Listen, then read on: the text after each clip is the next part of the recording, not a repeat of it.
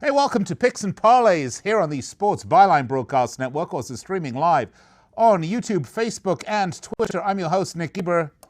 You can find me on Twitter at Nick Geber. If you're watching us on YouTube, at some point we'll put up the lower third and I won't look like such an idiot pointing at nothing. Okay, anyway, great to be with you today. We have a big show planned this Wednesday, January the 8th, 2020, which I might add is also internationally renowned and celebrated International Typing Day. As you guys can see, I have not typed my notes today. They are all handwritten. That's actually in preparation for later on tonight when all my correspondence will be purely typed. All right, coming up, we've got NFC Playoffs with Alex Smarty Pants Smarts. Great to have him with us. We're going to talk Vikings 49ers and the Seahawks Packers.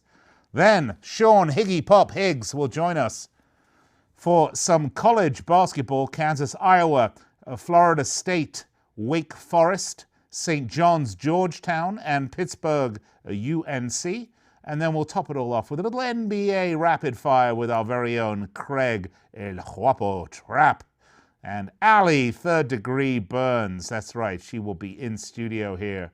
Should be a good one. You definitely want to stay tuned to that at all times. All right, we've got an awful lot to get to today. This is how the show works. We give you free picks. You love them. You take them, you bet them, you make money. That's how it works, real simple. But if you want to participate in the show, all you got to do is go to YouTube, Facebook, and Twitter and fill out any of the comments section there on our social media. We'll see it here in the studio. We will endeavor, that means do our very best, to respond to you and make you a part of the show. By the way, Monday through Friday, 4 p.m. East Coast time, 1 p.m. Pacific, we are live on the Sports Byline Broadcast Network.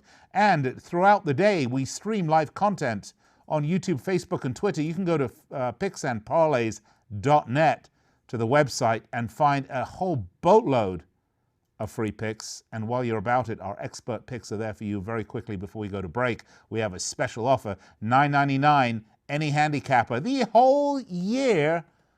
And to make it even better, if you want to have two handicappers, you think it will be twice that? No, you're wrong. It's not. $14.99, two cappers all year. All right, I'm going to step aside, take a break, and I'll be right back with Smarty Pants himself.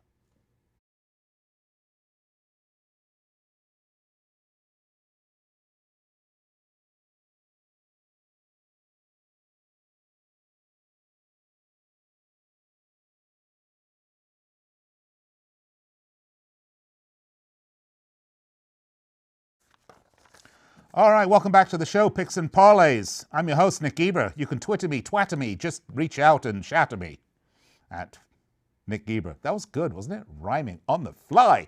You know I'm the next great superstar.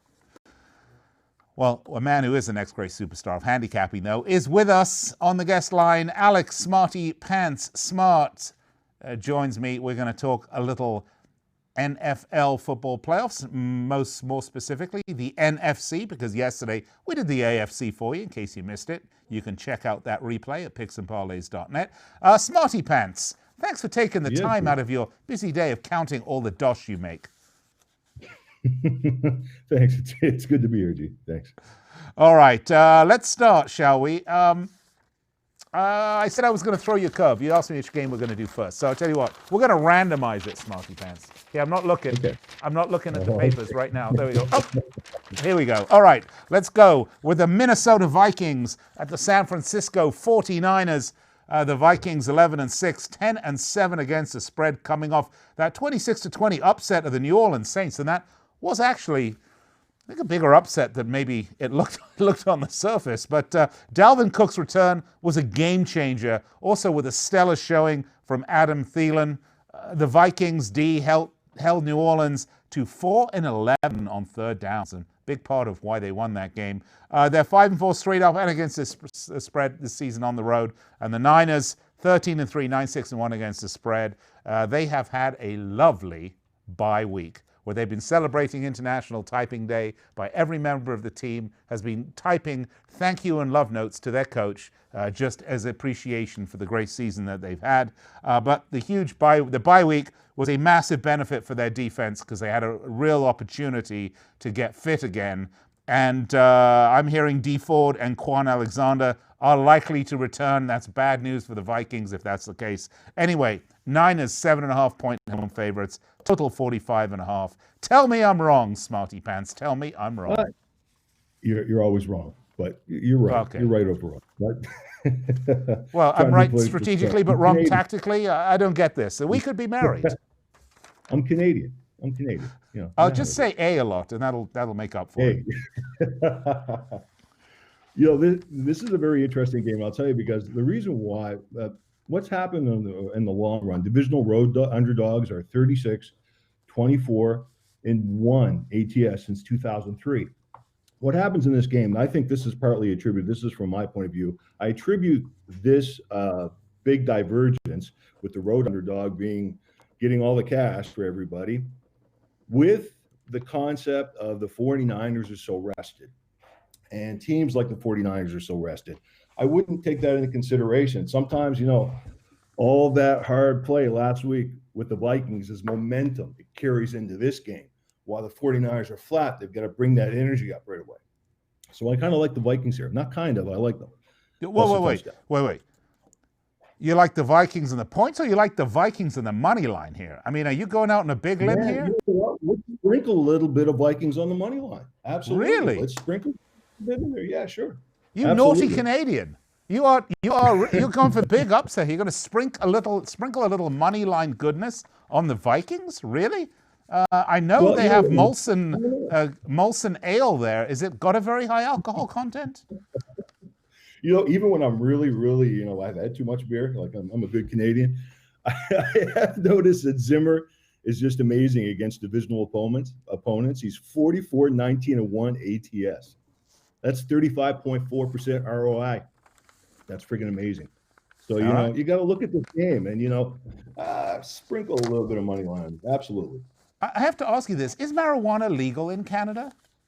It is. It absolutely is. Oh, well, that explains it all then. No problem. Okay, let's move on. Next one, Seattle Seahawks versus the Packers. The Seahawks are coming off that win 17-9 over the Eagles. They're 12-5, 8-1 against spread. They were lucky to win against the Eagles, to be fair. When you commit 11 penalties, lose 114 yards just without doing anything except being naughty and transgressing the rules. I mean, that is not a great stat. What's that? I'm sorry to interrupt you. That tells you how bad the Eagles are.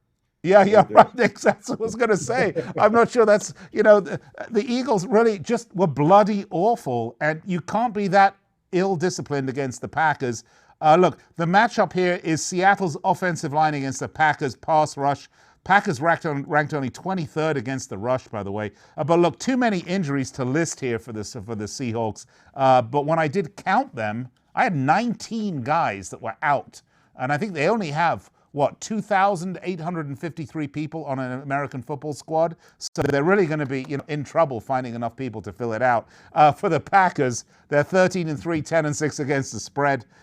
They closed out a 13-3 season with a tight 23-20 loss against the Lions. A win against the Lions. Their offense ranked 24th in third down conversions, which is bloody awful. And the total is under 7, has gone under in 7 of the last 8. And I have to say, of the 4 games, the AFC and the NFC stuff combined, this one's going to be the biggest stinker of the lot. However, the Packers, 3.5-point home favorites, total of 47. Okay, are we going to sprinkle some money line on the Seahawks here or what? Absolutely not.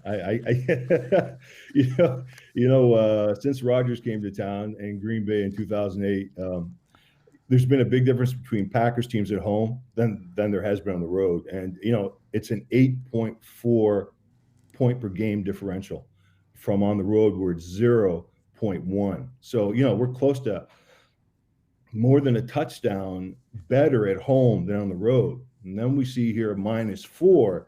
So, I think it's trying to break us off that 4 number because it's an ugly number. It's not a great number to bet into with a favorite, but what happens? What's ugly about 4? I mean, it's really quite simple, really. It's just a line, and another one intersecting.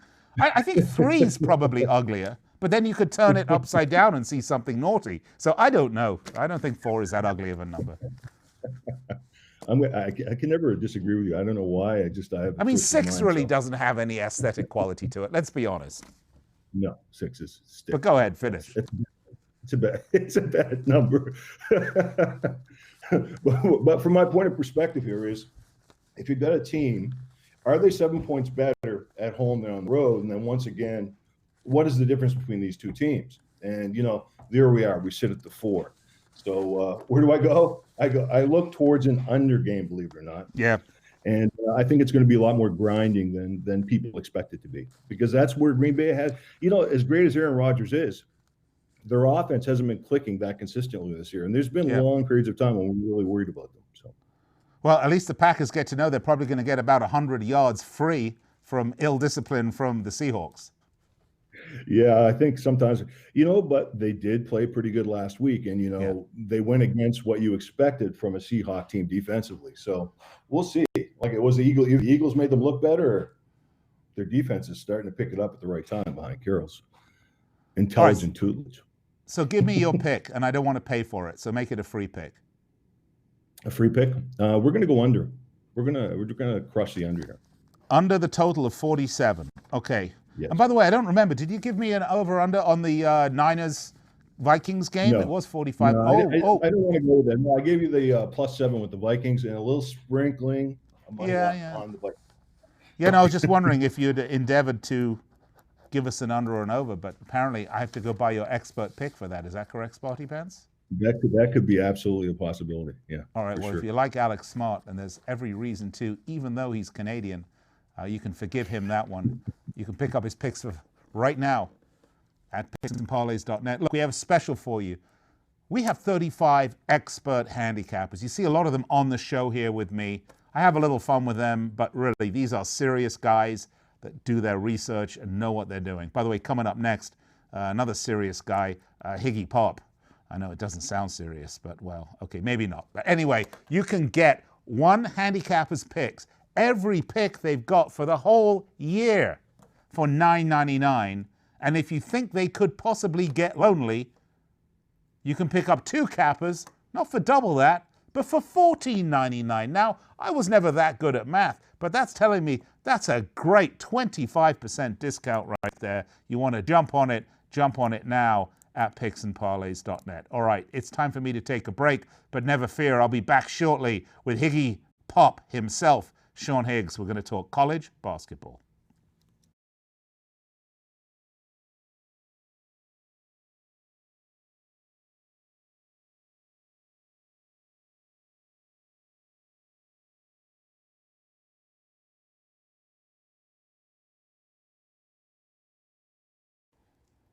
Welcome back to the show, Picks and Parlays. I'm your host, Nick Geber. You can find me on Twitter at picksandparlays.net. You can also find me, I don't know, lots of places. Just don't stalk me, okay?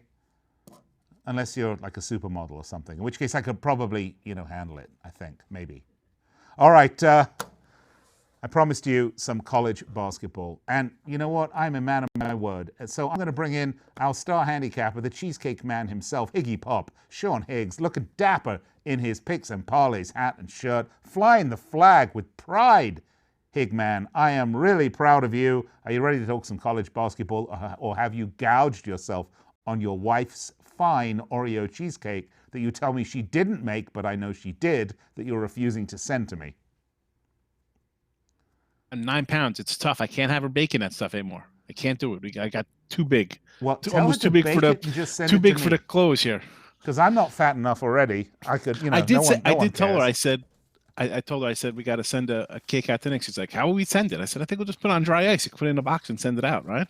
Yeah. Dry ice it out. Yeah. I'd love it. If my greedy children don't eat it first. But you know how that is. All right. Let's talk some college basketball, shall we, Higgy? Shall we start with Kansas at Iowa? The Jayhawks, 11-1. This is Big 12 showdown here. 11-1, 7-6 against the spread. 9-1 coming off a 60-53 win over West Virginia. Their loss, by the way, was to Villanova. So that's an interesting fact because that is a conference loss in the Big 12. They won the last 2 in a row. They're 2-1 against the spread, 1-2 against the spread away. Villanova's not in that conference. I eat my words. I apologize. I thought you were making a joke. I know. They're 1-0 in conference. I don't know what I'm doing. It's been a long day. Okay, the total's gone under in 7 of the last 10 games. But Villanova could be in that conference if they pay an $800 million penalty to the NCAA, of course, and wait 5 years. Then they can move to the Big 12. All right, Iowa State Cyclones, 7-6, 7-6 against the spread. 5-5, their last outing was a 79-81 loss to TCU. They're 6-2 against the spread, 5-3 against the spread at home. They have yet to win in conference play, but they've only played one, so give them a bit of time.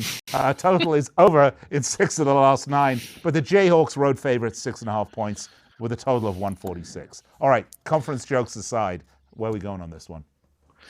You know, I think Florida A&M beat this Iowa State team. And now you're looking at Kansas, big bad Kansas coming in. You know, Bill Self, number 3 team or whatever they're ranked. Obviously, one of the favorites to win it all here. But I look at this as a nice underdog opportunity for us here. Now, Kansas, as good as they are, they're still a little sloppy, turning the ball over about 15 times a game. And an Iowa State runs a little 4-guard set. They like to shoot. They like to fire the 3 around. So I'm actually looking at the points here. Kansas has Baylor on deck. Again, another top 5 rated team. So maybe they're not looking at a 7-6 Iowa State team who's really kind of rudderless right now. So I'm going to take the home dog here in conference play because, one, they could score. If you could shoot and you get hot, you're a dog at home who shoots 3s. All you need is a hot stretch here, and this is an overtime game where, I mean, I shouldn't say that because we've seen teams lose by 10 in overtime. So you're taking the home dog to win, not just the home dog plus 6.5? Yeah, if I'm taking a dog, 6.5 is, you know, right on borderline because anything like under 5, I'm thinking, yeah, I'm taking 5 points. I don't think they're going to lose by a bucket at the buzzer. I think they're going to win, you know. And that's like most sports. Like if you take a 4-point dog in football, you think, oh, hopefully they just lose by a field goal. No, you think they're going to win, right? I mean, you're not thinking the team's going to lose by 2 points or something. So, you know, 6.5, you get that 6-7 mark. You're borderline. If you want to sprinkle some in there, it's definitely worthy, especially on a home dog who could shoot a good 3-ball versus a team who's got sprinkling the money line around. Look at this. Control yourself. Control yourself. Well, listen, I can't control myself. That's why I'm 340 pounds. I'm just you are not. Or is that a wide-angle lens? Okay. All right. Next up, let's go. St. John's at Georgetown. This one is the Big East. St. John's Red Storm, 11-4. And that Red Storm is not really rising at 11-4. 9-4-2 against the spread. 8-2. They lost the last 2 in a row, both in conference losses. They're 0-1 straight up, 0-1 against the spread at home. They're 0-2 in conference play. They're 0-7 against teams with 6 or more people named Deshaun on the team. I think we did this one before. The total has gone under in 5 of the last 6. And the Hoyas, what is a Hoya exactly? Sounds a bit like a venereal disease, but 10-5, 8-7 against the spread for the Hoyas. Had a bad case of that one. 6-4. They lost the last 2 in a row against Seton Hall and Providence, both in conference. 7-2 straight up, 4-5 against the spread at home. Galen Alexander, Myron Gardner, both out for the season. Totals under in 4 of the last 5. -4. Home boy favorites, and the total of 152.5. If you're a Georgetown alum, don't hate on me, please. It's all Higgy Pop's fault. Let me ask you, can we call St. John's the Redmen, or is that not PC nowadays? We can't use that name anymore. Redmen? Remember they went from the Redmen to be called the Johnnies. It's like remember they were called the Johnnies for like a year? Like a Jewish Superman that's an accountant? I'm Jewish. I'm allowed to make these jokes.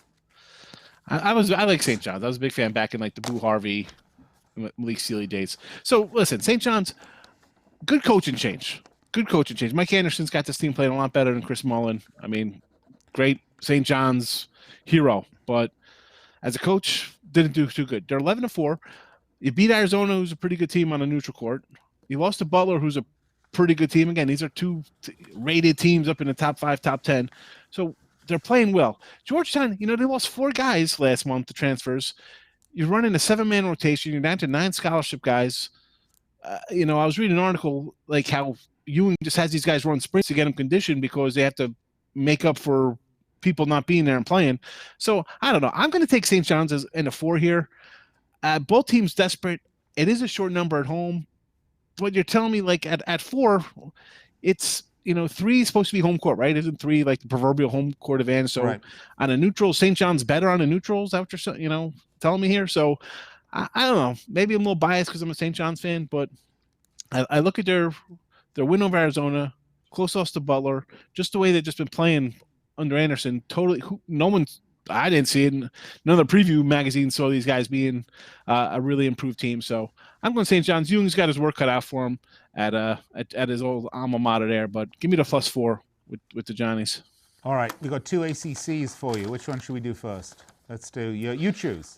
Dealer's choice. Let's do this Pitt North Carolina game and get that out of the way. All right. Well, the Panthers. I think this is the worst of the two games, believe it or not. Probably 10-4, 7-7 against the spread. They're 8-2. The last 10 coming off a loss to Wake Forest in conference play. They're 1-1 straight up, 1-1 against the spread away from home, 1-2 in conference. Kenny Chukwuka, which sounds like a Star Wars, like a Wookiee, but I don't know, is it? Aldice, I love that name.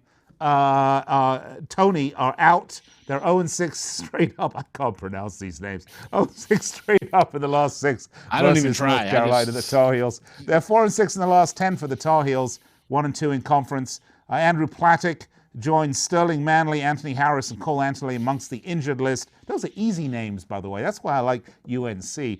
Total under in 13 of the last 18. North Carolina, 5-point favorites, total 138.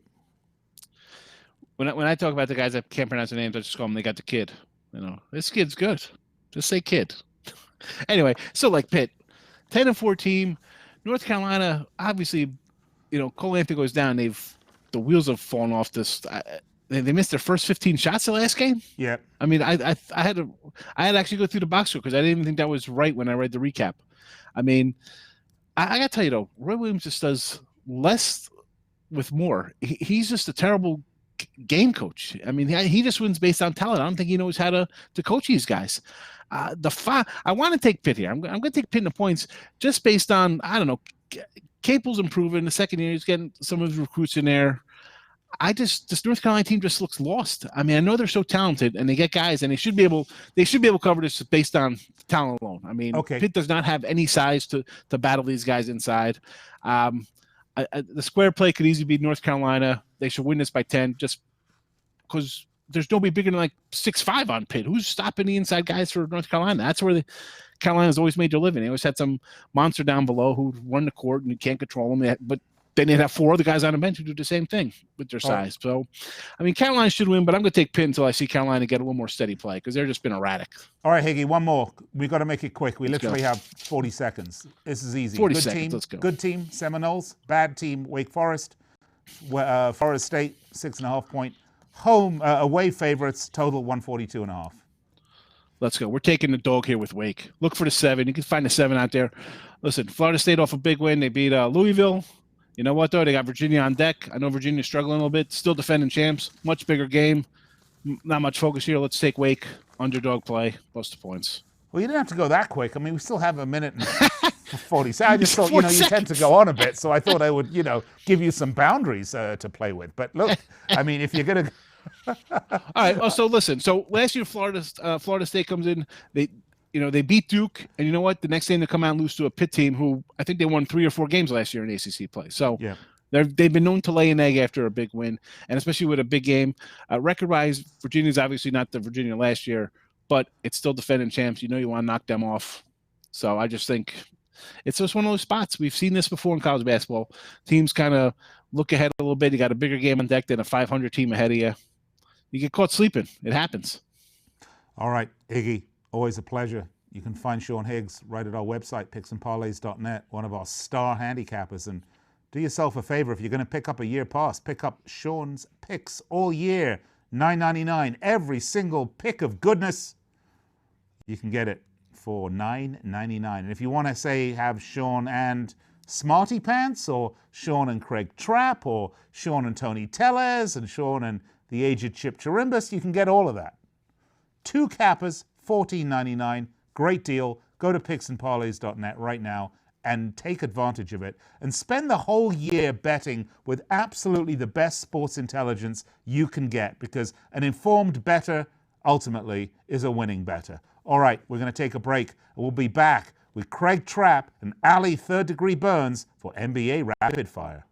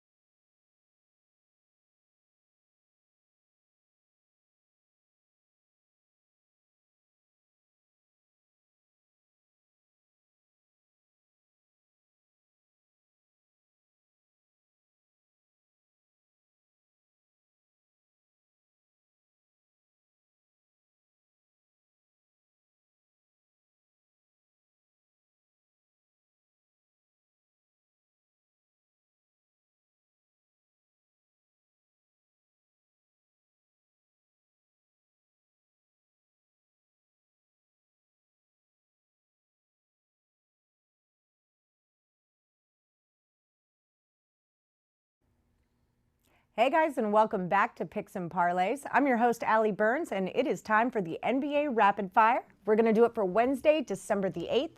And with me, as always, we have Craig Trapp to give you his expert handicapping analysis. Craig, are you there? Yeah, excited. Hump Day Wednesday, NBA, big slate of games. Of course, we're doing this night before the game, so only there's 4 advanced lines out, and I actually see the Celtics line just came out, so we'll have 5 games for you guys. And there's one of these I really like.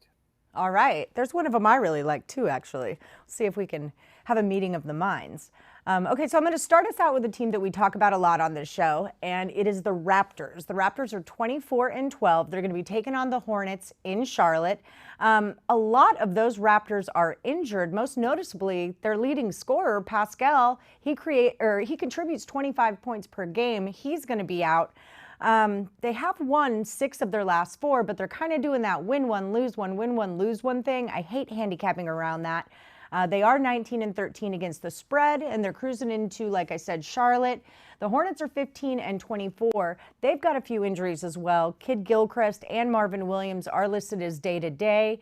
They're coming off an 11-point loss to the Pacers, but they did have back-to-back wins against in Cleveland and in Dallas, which is notable. But they're 3-10 in their last 10, 17-17 against the spread. I see the line. I saw it open Toronto -3. I see it up to 3.5 now, and the total around 208.5.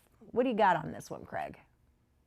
Yeah, I mean, this is a tough one because the Raptors are clearly the better team if they were healthy, but they're not healthy. But, the Hornets, they're not that great either. I mean, they're banged up. They're just, 8-11 against the spread at home. So they haven't even been good against the spread. And a lot of those games has been underdogs. They're just 4-6 against the spread in the last 10. Even a banged up Raptors team, at least they're 6-4 against the spread in their last 10. I think you have to take the Raptors here. Like you said, a line opened at 3. Mm-hmm. I see it at 3.5 now. We'll call it 3.5. Let's take the Toronto Raptors here. I just think the depth of the Raptors has gotten them through most of these injuries. I mean, they're 24-12. They've been injured most of the year, so they've had a lot of players step up. I think that happens again against a average to poor Charlotte team. Yeah, a good bench goes a really long way in the NBA. Yeah. Okay, so we're going to keep it in the South. We're going to cruise down to Atlanta, where the Hawks are going to take on the Rockets. Rockets are 24-11. 16-16 against the spread. Westbrook is still listed as day-to-day. They are coming off a win against the 76ers. They beat them by 10. Harden had another triple-double, 44, 11, and 11. Westbrook did play in that game. He put up 20 points. Rockets are 7-3 in their last 10. Then they cruise into Atlanta, who is 8-29, 2-8 in their last 10. They're coming off a loss in Denver where Nikola Jokic ruined their lives. I think he put up 49 on them. But Trae Young did his share. He put up 49 from Jokic, 29 from Trae Young. It was closer. It was a closer game than that record would reflect when you see those two teams play. I'm seeing Houston at -7. I see that moving up to -8. The total opened at 233. Now I'm seeing it 235.5. Are you taking a side here or looking at a total? I mean, I think you got to take the home dog getting 8 points here. Atlanta can score, and they've been pretty good against the spread. They're 9-8 against the spread at home. Most of those games as a home underdog. They're 4-6 against the spread in the last 10. I think if you're ever going to set Westbrook out, or at least you limit his minutes, it would be against a poorer opponent like the Atlanta Hawks here. Right. Yes, Harden will do his thing. I expect him to get 40+ in this one because it's going to be a high-scoring game. I don't know about 235.5 high-scoring, but I mean, I do think the Rockets get 121, 125, but I think it's a little closer than people think. I think you take the Atlanta Hawks here as an underdog. I just think Atlanta can score, and I don't think Houston, it's not like they lock up anybody on defense. I think they'll allow their fair share of points in this one. It's probably why that total's moving as quickly as it is. Yeah. Okay, so up next, we're going to go with the Knicks and Utah in Utah. Now, both of these teams have been road tripping like crazy. The West Coast team, Utah Jazz, have been all over the East. They played Detroit, Chicago, Orlando, someone else, New Orleans. They just got back home to Utah. Meanwhile, the New York Knicks have played Portland, who they beat, had a close loss to the Phoenix Suns, had a close, only 3-point loss to the Clippers, and they're playing the Lakers in about an hour here. So both of these teams, I feel like, are probably a little bit road weary. Nick scored 132 in that 3-point loss to the Clippers. So I really do believe that they're trying here. Whereas Utah, they are 9-1 in their last 10 games, but they're not really playing the hottest of competition. So I'm just not sure where they stand. They're minus 11 points at home. The total's at 218.5. Do you think that's too many points for a Knicks team that really seems like they're trying to rally? Well, I think it's the back-to-back is why you're getting so many points here against a rested Right. Jazz team. Jazz also are a red hot 8-2 against the spread in their last 10. Knicks aren't terrible, 6-4 in their last 10 against the spread, and they're 11-8 on the year against the spread on the road. So I think you have to take the Knicks here, getting the 11, but I would wait on this one. I would wait this line. I think you might even probably get 11.5 or 12, especially if they play poorly tonight. If they play poorly tonight, that's been a long road trip. I think you could get a little extra here. Then they travel into Utah. But I think the Knicks, I like this young team. I think they've started to figure things out a little bit. And, yeah, they're not winning a ton of games. I mean, they only got 10 wins on the year, but they've been pretty good for us bettors. I think because the Jazz have been so good against the spread, you're getting these extra points with the Knicks and a back-to-back. So I think sometimes you have to use that against the odds makers and the public. The whole public's going to be on the Jazz here. Let's take the New York Knicks getting all the points tonight. Nice. Okay. I like that a lot. I have some faith in the Knicks. I really do. And like I said, that strength of schedule makes a huge difference. If you're playing the Clippers and the Lakers in back-to-back games, Suns haven't been too bad. Meanwhile, you've got the Jazz with, the Pistons and everyone else with a losing record on the East. Anyway, I support your Knicks plus 11. Okay, so this is the game that I'm the most excited about. I'm so excited about it, I probably won't bet on it. It's the Nuggets and the Mavericks. So, yeah, I think this is just going to be the best game of the night. We've got our two big powerhouses, Nikola and Luka, are going head-to-head here. Both of those players lead their teams in points, assists, and rebounds. And then, interesting, the Mavericks, Porzingis, blah, blah, blah, blah. Okay, here we go for real. So the Mavericks were playing the Chicago Bulls on Monday. They won, but Porzingis didn't play in that game. He is expected to be back tomorrow night, and I think he could make a huge difference. When all of those Mavericks are healthy at the same time, they can be really, really scary. Not to say that the Nuggets are not scary themselves. I'm showing Dallas as a 1.5 point to 2.5 point favorite at home, and the total's at 218.5. So what side are you on? Well, this is a game I like as well. right. I like the Mavs here. The Mavs actually are -3 right now. I think the Mavs are the play here because, when Luka's playing, when he's on the floor, they're just a different team. And like you said, I think Porzingis will be back tonight, it sounds like. I think they're going to have a really big game. I think this Dallas team continues to be one of the hotter teams in the league that nobody's talking about. I mean, everybody's talking about Luka, but I mean, they're not talking about the record. They're 23-13. Yeah. They're only 2 games behind Denver here. They win tonight. They're 1 game behind Denver. I think that this Dallas team continues to improve. I wouldn't doubt if Dallas goes out and makes a pretty big trade at the trade deadline. Maybe not to like a big name splash like that. A lot of people saying CJ McCollum might be on the move, but I think you could see them get a few shooters. They could use a few shooters. Every team in the league now can use a few shooters. But, man, if you can keep Luka where he's not getting double-teamed or he can really use his ability to get to the hole and shoot over top of smaller guards, I think Dallas will do that tonight. I think Dallas wins this game and covers. Let's take the Dallas Mavs -3 here tonight. All right. That one scares me. I mean, Dallas is 5-5 in their last 10. Nuggets are 7-3. And I feel like Dallas has lost a few games they maybe shouldn't have lost. But you're the expert. I'm just a mere mortal. We'll listen to you. Okay, so you want to do Spurs and Celtics? Yeah, the Celtics line came out. Celtics Perfect. -6.5. So interesting line there. Yeah, especially considering Kemba Walker is out. The Celts are looking a little bit depleted right now. They're coming off a 5-point loss to the Wizard. However, they are 8-2 in their last 10 games. But in those last 10 games, they've been playing teams with losing records. So where's your strength of schedule there? The Spurs, meanwhile, 15-20 for the season, but they are coming off the game of their lives. It was a season high. They dropped 19 three-pointers on the Milwaukee Bucks of all teams. Patty Mills came in off the bench, had 6 of those triples. DeMar DeRozan had his normal 25 points. And they're arriving in Boston at a pretty opportune time to beat them. So what do you think about this? Celts, you said -6.5. What's the total on that? I don't see an advanced total out yet, but yeah, the Celtics are 6.5 point favorites. I think the Spurs, like you said, have started to find their their outside shooting, which was really an issue early in the year. I think when this Spurs team and Coach Popovich, everybody gives him the respect he deserves, is starting, they're 7-3 against the spread in the last 10, even though they're just 5-5 straight up. Boston's 8-2 straight up, but just 6-4 against the spread. Like you said, they've been really banged up. When Kemba hasn't played, this team has struggled to get their open shots. I think you take the Spurs here. I even maybe would sprinkle a little money line here. I think the Spurs, woke up in Milwaukee the other night. I think you could see that confidence carry over here. I like the San Antonio Spurs getting all these points and also a little on the money line as well.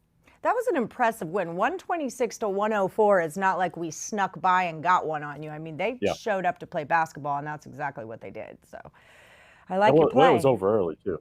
It was over, like, early. I mean, it was, like, all over but the shouting in the third quarter. So, I think when you see that for a veteran team, this isn't like a really young team that a lot of these teams that are struggling.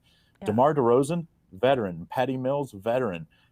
These guys, they've been on winning teams before, very good teams. Speaking of veterans, I just want to do a quick shout out, if we can, to Ish Smith on the Wizards. That guy has been coming in off the bench. He dropped 27 points on the Celtics, 32 points on the Maverick.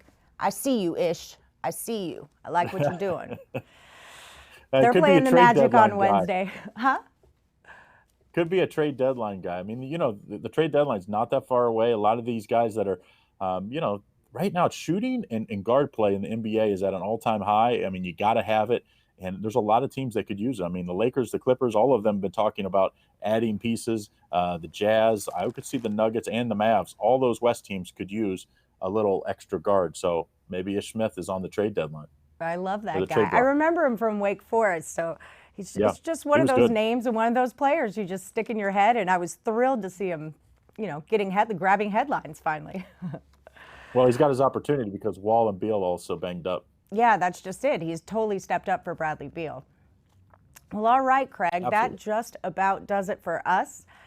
Thank you so much. It's always a pleasure. And for you guys at home, stick around because Nick Geber will be right back. He's going to recap all of the plays and picks that we've gone over so far during the show. And I'm Allie Burns. Thanks for joining us on the NBA Rapid Fire.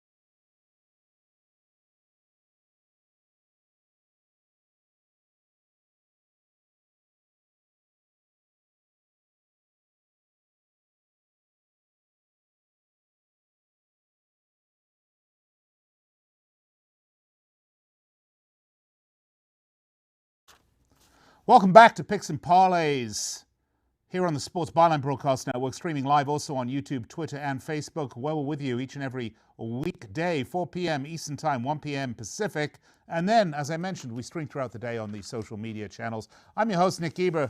We've had a great show. Lots of free picks for you to make informed betting decisions. So let's get to it. In case you missed any of our picks, we're going to recap them right now. Let's start with Smarty Pants. We did the NFC playoff games, Vikings at Niners. He said take Vikings +7. And the Seahawks at the Packers. He said take the under 47. Then we invited Sean Higgy Pop Higgs on board to talk some college basketball. And his picks as follows. Somewhere? over the rainbow. There they are. St. John's at Georgetown. Take St. John's +4. Pitt at North Carolina. Take Pitt +5. Florida State at Wake Forest. Take Wake Forest +7. And Kansas at Iowa State. Take Iowa State +6.5. And finally, had a couple of NBA picks for you. Craig and Ali, Third Degree Burns, breaking down a bunch of NBA games that we have 2 picks in particular for you. Nuggets at Mavs. Take the Mavs -3. And the Knicks at Jazz. Take the Knicks +11. Those are your free picks for today. And of course, if you want more free picks, you can always find them at the website, picksandparlays.net. Don't be bashful. Go there. Fill yourself up with all that free pick goodness and make informed betting decisions. Just one last time, we have a special offer. It's our annual pass. That's right. Choose any one of our 35 expert handicappers. All of their picks for the whole year just for $9.99. And if you want 2 cappers because you think the one you picked might get lonely, well, you can do that as well. It's $14.99 for 2 cappers, $9.99 for 1. Picksandparlays.net. Go there right now. Take advantage of this offer and make sure when you bet with the absolute best.